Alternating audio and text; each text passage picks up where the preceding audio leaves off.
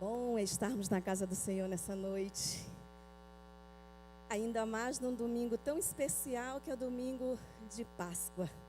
Uma das celebrações que eu mais amo, que eu mais gosto de celebrar, porque ela representa o nosso resgate, ela representa a nossa salvação, ela representa a nossa mudança de vida e a garantia de que nós vamos morar nos céus. Amém?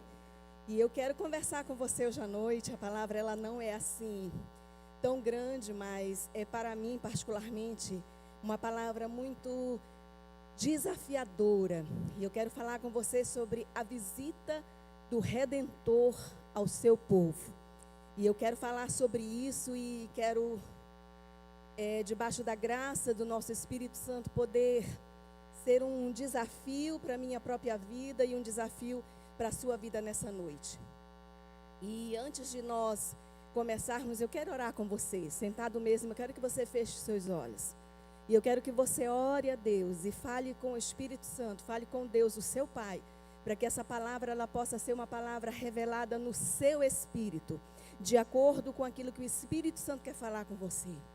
Pai querido, em nome de Jesus, nós te adoramos nessa noite, te celebrando o teu nome, celebrando o teu resgate nas nossas vidas, celebrando, Pai, a tua salvação nas nossas vidas. Nós te bendizemos e te glorificamos. E pedimos ao Pai que nessa noite o Senhor possa trazer uma palavra rema, uma palavra revelada no nosso espírito, uma palavra clara, distinta, que possamos compreendê-la de forma racional, mas também espiritual, como uma palavra rema, de fato e de verdade. E que Deus, essa palavra, uma vez revelada dentro de nós, ela possa dar os seus devidos frutos dentro do teu propósito para a nossa existência nessa terra. Então, Espírito Santo, continue sendo muito bem-vindo a este lugar, porque nós sabemos que o Senhor já está aqui. E nós pedimos ao Senhor que o Senhor, então, assente-se conosco neste lugar e ministre ao nosso espírito e ao nosso coração, para que possamos te compreender, para que possamos te entender. E na medida que estivermos entendendo que o Senhor estiver falando conosco, o nosso coração se disponha a obedecer, em nome de Jesus. Essa é a minha oração por mim e pelos meus irmãos nessa noite, em nome de Jesus. Amém. Aleluia. Eu quero ler com você o que está em Lucas, capítulo 1, a partir do versículo 67, precisamente até o 75, que diz assim: Então, seu pai Zacarias foi cheio do Espírito Santo e profetizou: Bendito seja o Senhor, Deus de Israel, pois que visitou e redimiu o seu povo. Ele concedeu poderosa salvação na casa de Davi, seu servo, assim como prometera por meio de seus santos profetas, desde a antiguidade, salvando-nos dos nossos inimigos e das mãos dos que nos odeiam, para demonstrar sua misericórdia aos nossos antepassados e recordar sua santa aliança, o juramento que prestou a nosso pai Abraão, que nos resgataria das mãos de todos os nossos inimigos, a fim de que o servíssemos livres do medo, em santidade e justiça, na sua presença durante todos os dias de nossas vidas. Amém? A visita do Senhor para o seu povo, queridos, ela foi uma visita com propósito, uma visita com finalidade. Essa narrativa aqui, a partir do versículo 67, ela se dá logo posteriormente ao nascimento de João Batista. É logo após o nascimento dele. Você sabe que durante o período, da gestação de sua mãe Isabel, houve aquele, eu costumo dizer, aquele atrito entre Deus e Zacarias, e resulta em que ele fica o quê? Mudo, ele fica mudo.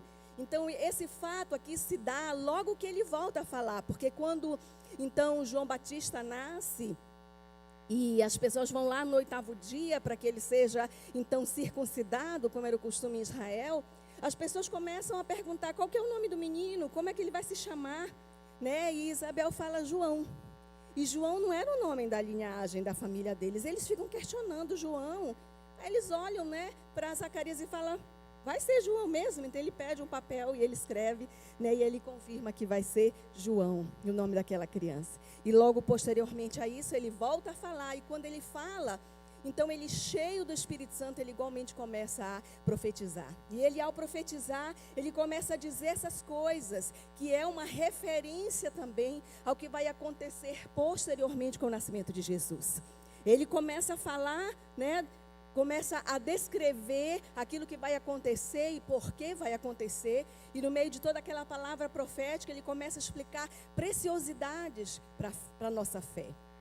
Ele começa a explicar muitas coisas e ele, muito assim, revestido e cheio do poder, ele começa a profetizar dizendo, olha, que o Senhor iria visitar o seu povo. Mas ele não só iria fazer uma visita rapidinho, para tomar um cafezinho, uma visita simples, ele ia fazer uma visita com propósito. Ele ia visitar o seu povo com propósito. E o propósito daquela visita seria redenção.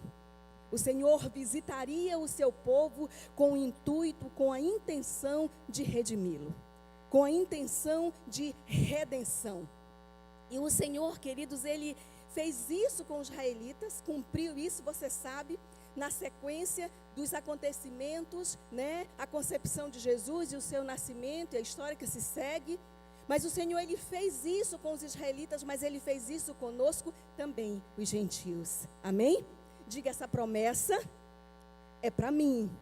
O cumprimento dela é para mim também.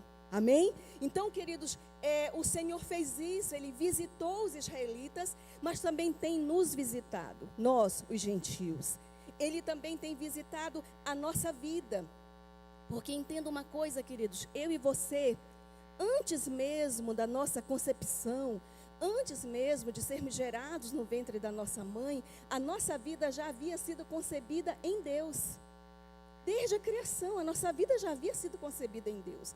Já havia um propósito, já havia um projeto de Deus para a nossa existência, porque Ele, na sua onisciência, por saber todas as coisas, já havia cuidado de tudo isso. Então, nós já pertencíamos a Ele desde a criação.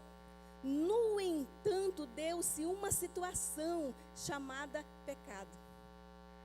No entanto, isso aconteceu, e vocês sabem quando isso aconteceu. Infelizmente, lá no Éden, quando Satanás encontrou uma ocasião oportuna, né? Ele encontrou aquela ocasião para enganar Eva e uma ocasião para fazer Adão pecar. A intenção de Satanás era o quê? Infiltrar o pecado no mundo. E infelizmente isso aconteceu. E aí nós, então, por causa disso, nascemos debaixo desse jugo de pecado. A nossa geração já nasceu debaixo desse jugo de pecado. E nós então assim já nascemos e vivíamos debaixo dessa escravidão como escravos. Escravos do pecado não por opção, mas infelizmente por nascimento era assim, né? Por causa do pecado que entrou no mundo. Porém, Ele nos visitou. O Salvador nos visitou e nos visitou com redenção. Para que a nossa sorte fosse mudada, para que nós não precisássemos mais vivermos debaixo daquele jugo de escravidão. Ele veio nos visitar para que nós fôssemos livres. Ele veio nos visitar para que nós fôssemos então resgatados. E eu quero falar um pouquinho com você sobre esse propósito de redenção. Eu quero falar com você sobre isso, né? O propósito para o qual o Senhor tem visitado o seu povo. Quando visitou o seu povo no passado, e como Ele visita o seu povo hoje, com a intenção de redenção, com a intenção de salvação. Então o Senhor veio pelo menos por duas razões muito básicas visitar Israel. E o Senhor tem vindo visitar o seu povo na nossa geração também, pelo menos com duas razões muito básicas, duas razões muito simples, que nós precisamos sair daqui hoje à noite com essas verdades bem esclarecidas na nossa mente, para que possamos então cumprir com o propósito do Senhor para a nossa existência. O primeiro propósito para o qual o Senhor tem visitado o seu povo é para salvá-lo. A primeira razão por que o Senhor tem nos visitado e tem nos remido é porque Ele intenta pela nossa salvação. Ele nos quer salvar. ainda no versículo 69 do capítulo 1 de Lucas que nós lemos, ele fala que ele concedeu então poderosa salvação na casa de Davi, seu servo. O Senhor veio com a intenção de salvação para nós. Ele veio com esse modelo, com essa prática chamada libertação, salvação, redenção para as nossas vidas. Então a salvação de Israel, ela não se limitava, queridos, somente à libertação dos seus inimigos naturais, daqueles que os escravizavam, dos romanos que os escravizavam, que os prendiam em cadeias, que os torturavam, que os matavam, os próprios fariseus. Não, a libertação não era somente para isso, ela não se limitava somente na libertação dos seus inimigos, mas principalmente para que Israel fosse liberta espiritualmente. Para que o jugo do pecado que havia sobre os ombros de Israel pudesse ser retirado, o seu nome fosse mudado, a sua história fosse mudada, e então o povo de Israel pudesse ter a liberdade e o privilégio de então serem chamados filhos de Deus. Essa era a razão. O Senhor queria salvar o seu povo, e a expressão hebraica aqui usada é poderosa, não é? E a palavra poderosa aqui no hebraico, ela se traduz literalmente para chifre de boi. É bem estranho, né? Parece assim que a palavra poderosa não se parece muito com chifre de boi, mas no hebraico a referência, a ligação, a intenção é chifre de boi. E isso é uma alusão à pessoa do próprio Jesus, porque ele então com toda a sua força e poder viria para salvar e libertar o seu povo de toda a opressão e a escravidão. Né? E a Bíblia se refere, né, como a força de um boi selvagem. Eu não sei se você já teve a oportunidade de estar no Ribeirinho como eu, de estar nas áreas planaltinas onde se criam gado, onde se tem fazendas. E eu não sei se você já teve a oportunidade de ver a diferença de um boi selvagem para um boi domesticado. A diferença é absurda, a diferença é incomparável. Ele é extremamente perigoso, extremamente forte e mata com facilidade. O meu Jesus é assim, extremamente perigoso contra as trevas e destrói os seus inimigos com facilidade. Amém? O nosso Jesus é assim, o nosso Jesus, ele é forte e ele é muito poderoso. Queridos, eu amo celebrar essas duas datas, o nascimento de Jesus e a Páscoa. Eu sei que o Natal, na nossa concepção, ele não é comemorado na data realmente que aconteceu, até porque não há registros que precisem exatamente. Há uma alusão, né, sobre a data do nascimento de Jesus. Mas uma coisa eu sempre digo para as pessoas: independente do dia e da hora que Jesus nasceu, ele nasceu. E o fato dele ter nascido, queridos, essa deve ser a nossa maior alegria, porque Jesus, ele nasceu, ele viveu, ele morreu, mas ao terceiro dia ele ressuscitou. E ele está vivo, e hoje é domingo de Páscoa, hoje é domingo de ressurreição. Jesus, ele está vivo, a cruz está vazia, o túmulo está vazio, porque ele ressuscitou. Então, queridos, nós devemos ver isso assim com muita alegria, nós devemos ver isso com muito entusiasmo. A celebração de Páscoa não tem nada a ver com chocolate, não tem nada a ver com coelho que põe ovo, porque eu não sei se você já conheceu algum coelho que põe ovo, mas eu não conheço nenhum coelho que põe ovo, né? Eu não sei de onde veio essa história e eu não pretendo pesquisar para entender, porque uma coisa é certa: salvação, redenção, Páscoa não tem nada a ver com coelho, nem com chocolate. Você quiser comer o chocolate, pode comer o chocolate quando você quiser, porque chocolate é bom, é gostoso, traz alegria, comido com moderação, né? Não vai comer demais, porque aí vai acontecer algumas coisas que não convém aqui. Mas sabe, queridos, a nossa salvação não veio de um coelho, a nossa salvação veio de um cordeiro imaculado. A nossa salvação veio de um cordeiro que morreu e ressuscitou. Então, queridos, a celebração da Páscoa, ela deve ser celebrada por nós, os cristãos, por aqueles que já nasceram de novo, com muita alegria, com muito entusiasmo, porque é o marco, É um marco da nossa libertação. É um marco da Escritura que nos garante os céus. É o marco da Escritura que nos dá o direito de sermos chamados filhos de Deus. E a gente deve viver isso com muita alegria. E salvação, querido, significa soteria. É bem diferente, né? A pronúncia. Mas salvação significa soteria, que no literal significa livramento, preservação, segurança, salvação, livramento da moléstia de inimigos, num sentido ético, é aquilo que se confere às almas, segurança e salvação, salvação messiânica do próprio Messias. Então, quando Jesus visitou o seu povo, ele visitou com a intenção de salvação. A primeira coisa que o Senhor queria fazer era nos salvar. E entenda uma coisa, normalmente a nossa mente humana, racional, muito pequena, a gente mede o amor de Deus, na maioria das vezes, pelos nossos feitos. Se eu estou orando bem, se eu estou tirando meu tempo sozinho com Deus muito bem, né, eu estou fugindo do pecado, e eu estou me guardando, e eu estou andando em santidade, então Jesus está me amando. Jesus me ama muito. Mas se eu pecar, se eu errar em alguma coisa, logo qual é o pensamento que vem? Jesus não está me amando tanto agora. Queridos, entendam uma coisa. Tristeza por causa do pecado que cometemos, tristeza no coração de Deus é uma coisa. Deixar de nos amar ou nos amar menos é uma coisa totalmente diferente.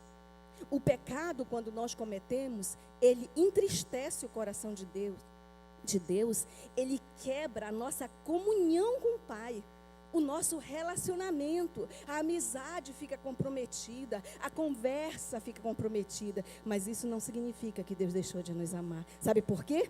Porque quando ele veio na cruz para nos resgatar dos nossos pecados, ele já sabia a peça que nós éramos. Ele já sabia exatamente como nós éramos, e ele nos amou exatamente do jeito que somos. Aí você me diz, pastora, mas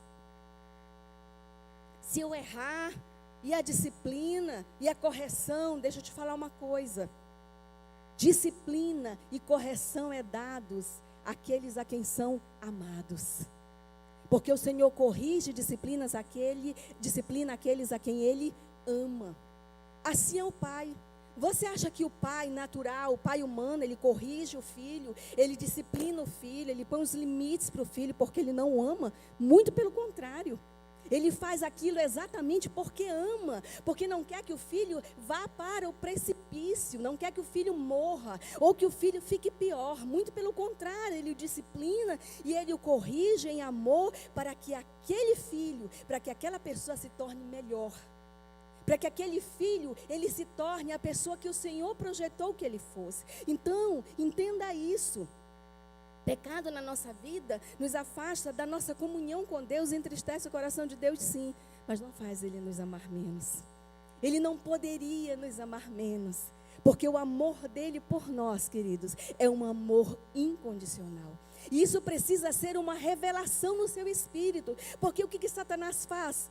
Quando a gente erra, ou quando a gente peca, quando faz alguma coisa que desagrada a Deus, qual é a primeira coisa que Satanás traz na nossa cabeça? Te afasta de Deus.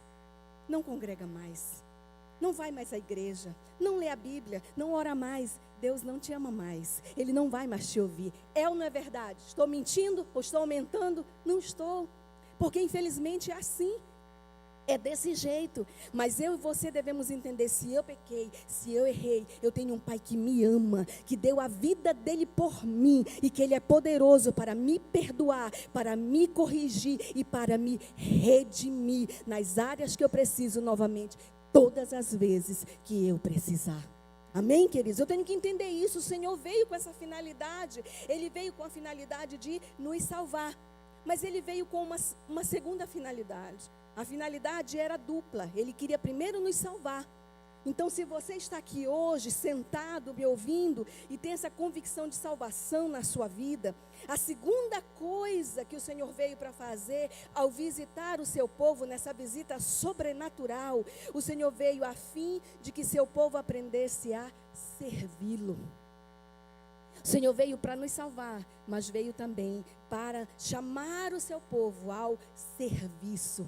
O Senhor veio nos chamar ao serviço, a ajudá-lo com a condução do rebanho, a cuidar daqueles que estão nascendo de novo. Lucas capítulo 1, verso 74 diz assim, que nos resgataria das mãos de todos os nossos inimigos, a fim de o servirmos o quê? Livres do medo. Então é interessante, queridos, que o Senhor veio, nos salvou, nos resgatou, mudou a nossa sorte, mas Ele veio também com a finalidade de que nós o servíssemos. Antes de nós entrarmos nessa parte do serviço propriamente, que eu quero entrar em alguns detalhes com você, eu quero só falar uma coisinha aqui, que o Espírito Santo tem trazido ao meu coração agora, sobre esse amor de Jesus, esse amor tão grande com o qual Ele nos amou. Deixa eu fazer uma pergunta para você, mas eu faço essa pergunta no sentido literal da palavra.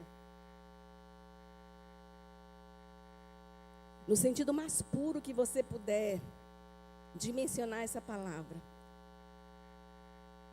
Se você puder e quiser levantar a sua mão, tudo bem. Senão, não vai mudar a minha concepção. Mas, quantos aqui realmente, de todo o seu coração, você já se apaixonou verdadeiramente por uma pessoa? Quantos aqui, além de mim? Uau! Várias pessoas. Algumas aqui ainda não se apaixonaram. Quando você se apaixonar, você vai entender isso que eu vou lhe dizer. Mas aqueles que já se apaixonaram mesmo por uma pessoa, você vai entender o que eu vou te falar. Não é novidade para os irmãos, aqueles que convivem conosco bem próximo, o quanto que eu sou apaixonada por aquele homem. Não é novidade. Ele sabe disso, ele sabe do quanto que eu amo, mas eu amo tão apaixonadamente, que para mim não é questionável, eu nem penso duas vezes em dar a minha vida em resgate da vida dele. Ele sabe disso, eu já disse isso para ele infinitas vezes, que eu não penso duas vezes em dar a minha vida em favor da dele, para que a dele seja resgatada. E um dia, eu orando para Deus e falando com Deus sobre o amor dele por mim, e ele ministrando sobre o amor dele ao meu espírito, Deus falou assim comigo: Rami, você sabe por que eu permiti que você amasse o Elcio dessa forma? E eu fiquei pensando, né? Eu falei, por que, Senhor? Para que você pudesse deslumbrar de longe o quanto que eu te amo. Porque se você, que é humana, falível, você consegue amar o Elson tanto assim, a ponto de dizer para ele que você não pensa duas vezes em dar a sua vida para que a dele seja resgatada. Eu não pensei duas vezes para dar a minha vida para resgatar a sua. Queridos, naquele dia, eu nunca tinha tido uma revelação e uma expressão tão compreensível na minha mente racional do que era o amor de Deus por mim. Pensa numa mulher que saiu daquele tempo sozinha, a ser a mulher mais amada dessa terra. Porque Deus começou a me dizer: Rami, eu não penso duas vezes, eu não pensei duas vezes em morrer por ti. Eu não pensei duas vezes em me dar em teu resgate, porque eu te amo apaixonadamente. Poxa, ninguém vai dar aleluia por isso. A revelação não foi só para mim. Jesus ama você apaixonadamente. Ele ama tão apaixonadamente que ele deu a vida dele por você. Então é um privilégio ter alguém que nos ame nesse nível, que nos ame dessa forma, que possa nos preencher de uma forma tão sobrenatural. Então aqueles que ainda não se apaixonaram, quando vocês se apaixonarem, vocês vão saber o que é uma paixão verdadeira, aquele amor genuíno, da qual não mede esforços. O amor de Jesus por nós não mediu esforço. Amém? Então, querido, Jesus, ele veio com esse amor tão grande para nos salvar. Mas Ele, ao nos amar dessa forma tão grandiosa, Ele nos chamou para o serviço. E ao nos chamar para o serviço, com esse duplo propósito de salvação e serviço, Ele veio, nos salvou do mundo, nos salvou do inimigo, né? E aqui esse mundo era representado pelo Egito e o inimigo por Faraó. Jesus não só libertou o seu povo das mãos de Faraó, não só libertou o seu povo da escravidão do Egito, como nos salva hoje do nosso Egito, que é a escravidão do mundo, do nosso Faraó, dos nossos inimigos, daqueles que tentam nos aprisionar. Ele fez esse mesmo processo de libertação, mas Ele também vem e chama o seu povo para o serviço. O Senhor veio e diz assim: olha, eu estou contando com vocês, com o objeto do meu amor, para que vocês sejam meus cooperadores, para que vocês possam, junto comigo, cuidar do rebanho, cuidar daqueles que me pertencem aqui nessa terra. Então o Senhor vem com essa intenção, nos salva, nos resgata, mas nos chama para sermos seus cooperadores. Olhe comigo o que está escrito em Êxodo, capítulo 5, versículo 1. E lhes dirás: o Senhor, o Deus dos Hebreus, me enviou a ti para te dizer: deixa ir o meu povo, para que me sirva no deserto, e até agora não tens ouvido. Será a conversa de Moisés, né? Lá com Faraó. Ainda no capítulo 7, no versículo 16, ele repete a mesma coisa. Acho que você tem aí.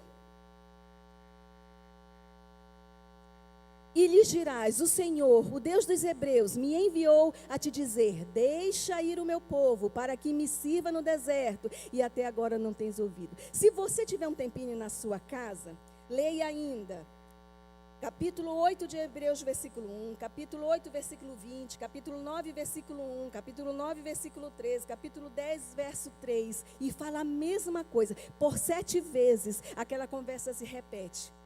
Aquela conversa se repete entre Moisés e Faraó, e ele fica repetindo a mesma coisa. Ele diz: olha, deixa o meu povo ir para que eles me sirvam. Deixa o meu povo ir para que eles me sirvam, para que eles me prestem culto. Deixa o meu povo ir para que eles me sirvam. Deixa o meu povo ir para que eles me sirvam. Deixa o meu povo ir. Então o Senhor estava dizendo: olha, eu estou salvando, resgatando o meu povo para que eles me sirvam, para que eles possam estar me servindo. E queridos, deixa eu falar uma coisa para você. Na época de Moisés, naquela geração, o serviço ele tinha uma forma, ele tinha um modelo, ele tinha uma necessidade. Hoje, na nossa geração, no tempo em que nós vivemos, o serviço também tem uma forma. Ele também tem uma finalidade. E eu quero te falar assim, do fundo do coração, como sua pastora. A Pastor de São Luís, ela precisa urgentemente de trabalhadores e de cooperadores em pelo menos 2 áreas distintas. O Senhor está chamando a mim e a você hoje à noite, pelo menos para trabalhar em 2 coisas distintas, para que eu e você nos dispusemos a ser discipuladores e líderes. Sabe por quê? Porque há uma infinidade de pessoas que precisam ser amadas, pastoreadas, cuidadas. Há uma infinidade de pessoas que precisam ser lideradas nos pequenos grupos, que precisam ser conduzidas nos pequenos grupos, para serem pastoreadas mais de perto, para serem pastoreadas mais ali no mano a mano.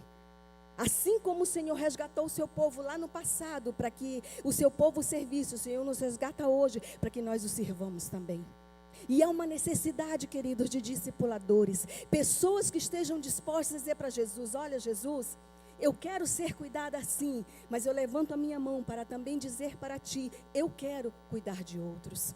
Eu quero te ajudar a pastorear outras pessoas. Eu quero te ajudar a cuidar da alma de outras pessoas. Eu quero te ajudar a cuidar do pequenino que está nascendo, da ovelhinha que está nascendo. Mas eu quero também cuidar daquela ovelhinha e daquela ovelha que já é um pouco mais velha e que precisa de cuidado da mesma forma. Então, queridos, o Senhor ele tem nos resgatado, tem salvado a nossa vida, mas Ele também tem nos chamado para o servir. Agora, como ajudantes do Senhor, como cooperadores dele no rebanho, se faz necessário que nós entendamos que Ele confia em nós, que Ele acredita em nós e que Ele sabe que a gente pode fazer bem feito, só precisa de nós uma disposição. Então a poderosa salvação do Senhor, ela tem nos alcançado. Então, como então podemos servi-lo? Eu quero entrar nessa parte com você. Como então nós podemos servir o Senhor? Lucas, no capítulo 1 que nós lemos, os versículos 74 e 75, diz assim: que Ele nos resgataria das mãos dos nossos inimigos, a fim de o servirmos, livres de medo, em santidade e em justiça na sua presença durante todos os dias de nossa vida. Então, a primeira coisa que o texto diz é que nós devemos servir ao Senhor sem medo. Sem medo. A primeira coisa que o Senhor diz: olha, você pode me servir sem medo da retaliação do inimigo, sem medo de você não ser aceito, porque você já foi aceito, eu já te amei, eu já te salvei, eu já te resgatei. Então, querido, Jesus, Ele nos amou, o Senhor nos amou exatamente do jeito que nós somos. Ou você acha que o Senhor não sabe como você é? Alguns falam pelos cotovelos, como eu. Jesus ama os que falam pelos cotovelos, porque darão ótimos pregadores da palavra. Amém? Ah, pastora, mas eu sou tão calminha, eu tenho tanta vergonha, né? O Senhor ama aqueles que são calminhos, que têm muita vergonha, porque darão excelentes conselheiros e confidentes. Amém? Então, não adianta você dizer: eu sou assado e cozido. Jesus passa o óleo, passa a manteiga, passa na frigideira e serve na mesa do altar do mesmo jeito. Então não tem essa, queridos. O Senhor nos conhece, Ele nos fez. Ele fez a mim e a você exatamente do jeito que Ele queria para a obra que ia se realizar aqui nessa terra.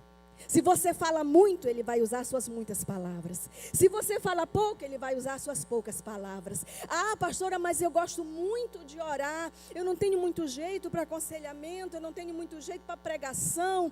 Maravilha, faça parte do ministério de intercessão da igreja.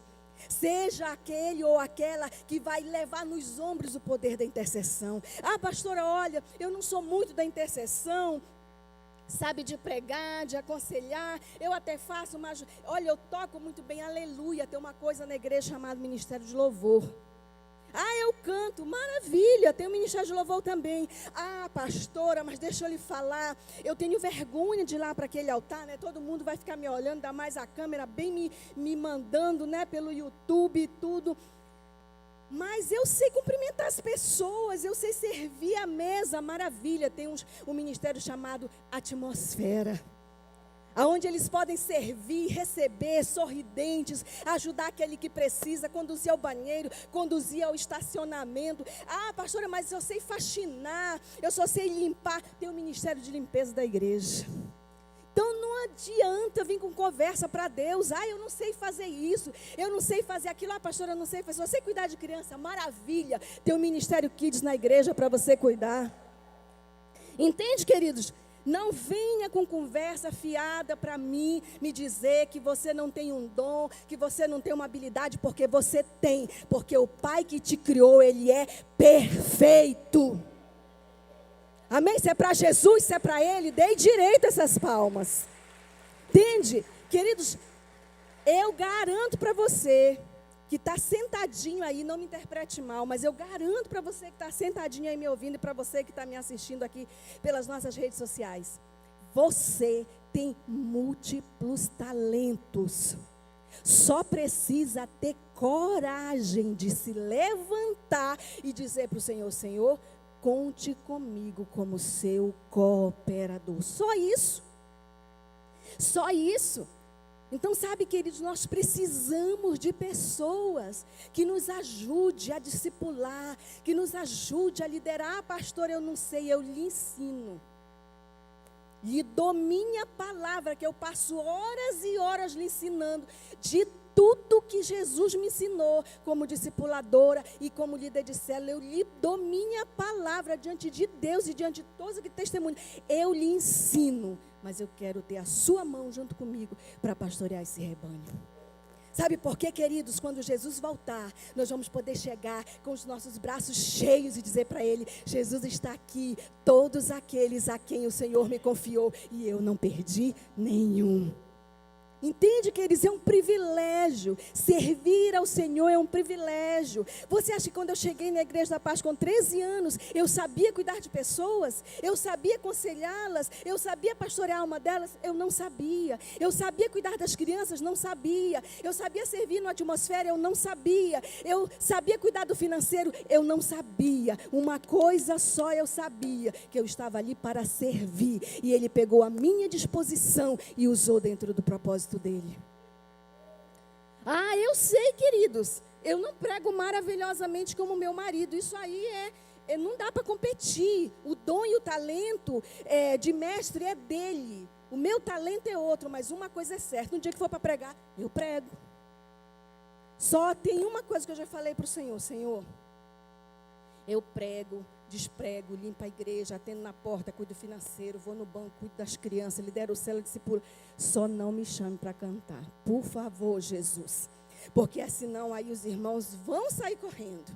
E eu não quero ser uma pedra de tropeço para os irmãos, né? Mas, irmãos, é só cantar que não vai e tocar, né? E não dá, isso aí não dá. Mas sabe, queridos, realmente vão ter coisas que você realmente não se habilita. Talvez você diga: não, pastor, para o ministério do street dance não dá, que a coluna não dá, a minha também não dá. Mas talvez a sua coluna dê para o street dance, né? A gente vê o street dance dançando aqui, quebrando aqueles negócios que tem aqui embaixo, depois tem que consertar, dando os pulos deles aqui. Mas o povo bate palma, né? Aleluia. Então, repita comigo, diga, mas enche o seu pulmão. Eu sei que você está de máscara, diga assim: há talentos guardados em mim, que até eu desconheço. Agora diga assim: Jesus...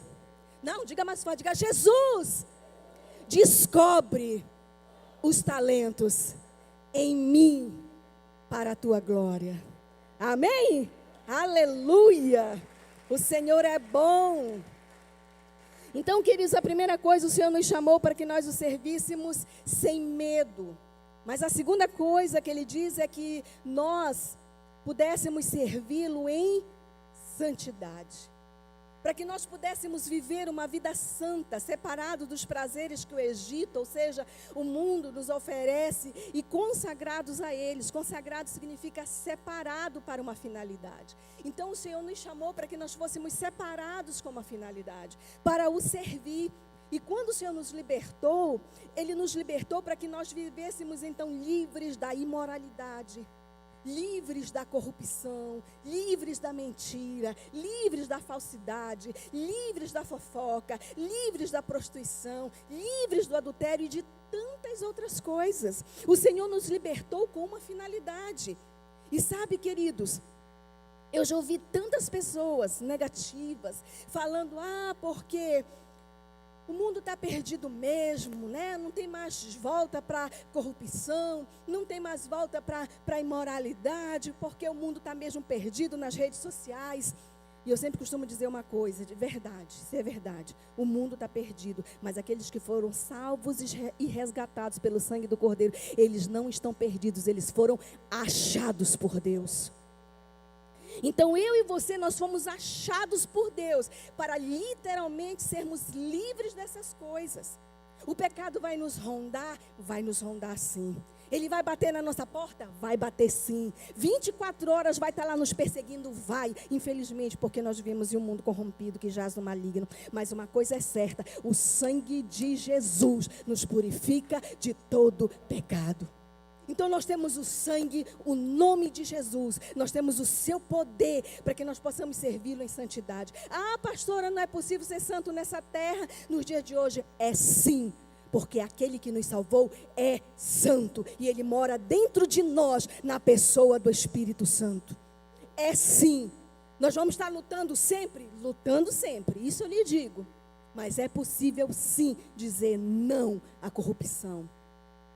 É possível sim dizer não à imoralidade. É possível dizer não à fofoca. É possível dizer não ao adultério. É possível dizer não à prostituição. É possível dizer não à falsidade. É possível sim. E eu e você fomos libertos e resgatados com esta finalidade. A sua igreja, a igreja do Senhor Jesus, ela é assim, ela foi chamada para viver em santidade, porque Ele disse: sede santos como eu sou santo. Então o Senhor nos chamou para servi-lo sem medo, mas também servi-lo em santidade. Mas Ele diz também: olha, para que vocês me sirvam em justiça, de acordo com o nosso padrão de vida. Não de acordo com o nosso padrão de vida, com a nossa vontade, mas com o padrão de vida e a vontade do Senhor. Queridos, entenda, quando se fala de justificação, quando fala que nós somos a justiça de Deus, é literalmente isso, justiça de Deus, porque não foi por méritos próprios, não foi por merecimento humano que eu e você fomos justificados, foi única e exclusivamente por causa do amor de Deus por nós. Nós fomos justificados por causa de Jesus. Então, quando eu e você dizemos que somos justificados, e somos mesmo, foi por causa do sacrifício dele na cruz. Foi por causa do que ele fez na cruz do Calvário, que nós somos justificados, santificados, e ele nos chama para servi-lo em justiça. Nós fomos justificados por ele. Então, queridos, entenda uma coisa: o reino dos céus, ele tem uma cultura, ele tem um governo, ele tem um padrão. Então nós não podemos servir a Deus de qualquer jeito. Nós precisamos servir a Deus de acordo com a cultura do céu, de acordo com o governo do céu, de acordo com o padrão do céu. Não é servir de qualquer jeito, só porque eu sei fazer algo nos meus talentos naturais, eu vou fazer de qualquer jeito. Não, tem que fazer em santidade, tem que fazer em justiça, porque é isso que vai agradar o Senhor. E Ele nos chamou para isso, para que nós pudéssemos servi-lo sem medo, em santidade, em justiça, segundo a sua cultura, segundo o seu padrão, segundo o seu governo. Agora, pastora, como então eu devo servir ao Senhor? Como será que eu devo servir? Uma coisa eu te digo: sirva com toda a sua vida, com tudo que você tem. Pastora, como eu posso servir ao Senhor com tudo que você tem? Sirva a Deus com seus dons, sirva a Deus com seus talentos, sirva a Deus com as suas limitações. Pastor, eu posso servir a Deus com as minhas limitações? Pode, porque as suas limitações atrairão outras com limitações similares, semelhantes a você, para que na sua cura você cure os outros. Então sirva a Deus com as suas limitações. Queridos, quem convive comigo sabe a quantia de limitações que eu tenho. Quem convive comigo sabe as infinitas limitações de saúde. Quem convive comigo sabe que eu nasci pesando de menos de 1 quilo, com a coluna atrofiada, que passo os dias sem poder andar e luto com tantos espinhos na carne, como Paulo fala. Mas uma coisa é certa: enquanto tiver pulmão funcionando, eu vou servir ao meu Senhor. Entende? Eu não posso por causa disso, eu tenho limitação disso, eu tenho limitação daquilo outro. Sirva a Deus, chegue para Deus e: Senhor, está aqui a lista das minhas limitações. E Jesus vai dizer: me dê aqui, minha filha, que eu vou trazer um monte de limitados para você também. Porque na sua cura, com o seu remédio, você vai poder curar e resgatar os outros. Amém? Sirva a Jesus com as suas necessidades. Pastora, como eu posso servir ao Senhor com as minhas necessidades? Chegue com a sua lista de necessidades para Deus também. Dê para Ele. E Ele vai usar as suas listas de necessidades para trazer outros necessitados até você. E na sua generosidade, naquilo que você vai fazer, naquilo que você vai compartilhar, o Senhor vai fazer prosperar de tão grande forma que ao você transbordar, você vai alcançar outros. Eu nunca conheci ninguém que não pudesse dar nada para o Senhor. Entende, queridos? Pastora, como então eu devo servir ao Senhor? Com tudo que você é e com tudo que você tem. Sirva a Deus com tudo que você é, tudo que você sabe fazer, tudo que você tem. Mas acima de tudo, sirva com o seu coração. Chegue para Ele e diga: Senhor, está aqui a minha vida. Usa segundo o teu propósito. E por último, eu quero te falar uma coisa. Por quanto tempo eu devo servir ao Senhor? Pastora, por quanto tempo? Só enquanto eu for jovem? Depois que eu casar, que vier os filhos, aí vai ficar difícil? Não. Sirva com os filhos também, para que eles aprendam a servir o Senhor igual a você. Pastora, por quanto tempo que eu devo servir ao Senhor? Por todos os dias da sua vida aqui nessa terra. Sirva ao Senhor enquanto houver fôlego de vida nas suas narinas. Ah, pastor, e quando eu envelhecer, ou se eu for para uma cadeira de roda, queridos, com cabelo branco, de cadeira de roda, seja como for, sirva ao Senhor. Porque sabe, queridos, quando chegar aquele dia, eu não sei você, mas eu espero a volta de Jesus com muita expectativa. Porque quando eu chegar naquele dia, que eu vou prestar conta com Ele, que eu vou estar de frente a frente com Ele para dizer: Jesus, olha, está aqui. Eu usei a minha vida para isso, e isso, e isso. E é isso que as minhas mãos trazem para ti nesse dia. Não queira chegar com as suas mãos vazias diante daquele que deu a vida para resgatar a sua. Decida chegar de mãos cheias. Decida chegar diante do Senhor com muitas pessoas. Decida chegar diante do Senhor realizado, dizendo: Senhor, eu usei a minha vida para o teu serviço. Amém? Sirva da melhor forma que você puder, porque você foi resgatado da melhor forma que houve. Amém? Fique de pé. Eu quero convidar você a ficar de pé nessa noite. Lembre-se, você foi visitado, mas você foi visitado para ser resgatado, para ser transformado, para ser mudado. E o Senhor te chamou para que eu e você pudéssemos servi-lo sem medo, servi-lo em santidade, servi-lo em justiça, em novidade de vida. Feche